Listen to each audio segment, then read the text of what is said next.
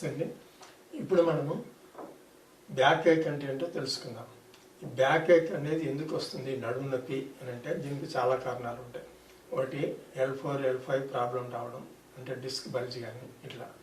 తర్వాత kidney stones ఉన్నప్పుడు pain వస్తుంటుంది. ఇంకా కొంతమందిలో లంబార్ స్పాండిలైటిస్ అంటే L4, L5 ప్రాబ్లం ఉన్నప్పుడు బ్యాక్ పెయిన్ వస్తుంది. అంతేకాకుండా ఓవర్ వెయిట్ ఉన్నప్పుడు కూర్చొని కూడా ఎక్కువసేపు కూర్చునే వాళ్ళలో కూడా బ్యాక్ పెయిన్ వచ్చే అవకాశం ఉంటుంది. దీనికి మెయిన్గా ఈ ఎక్స్రే కానీ, సిటీ స్కాన్, ఎంఆర్ఐ ఇలాంటివి చూసి ప్రాబ్లం వెన్నెముకలు ఏమైనా ఉందా, లేదా కిడ్నీ స్టోన్స్ అల్ట్రాసౌండ్ స్కాన్ చేసి కిడ్నీ స్టోన్ ఏమైనా ఉందా తెలుసుకొని మందులు వాడడం వల్ల బ్యాక్ పెయిన్ అనేది రిలీఫ్ వస్తుంది.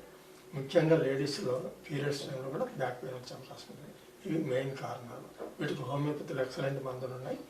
మీరు ఎవరైనా ప్రాబ్లం ఉంటే నెంబర్కి కాల్ చేసి మీరు అపాయింట్మెంట్ తీసుకోండి. మీకు పర్మనెంట్ సొల్యూషన్ ఉంటుంది వితౌట్ ఎనీ సైడ్ ఎఫెక్ట్స్. నమస్తే.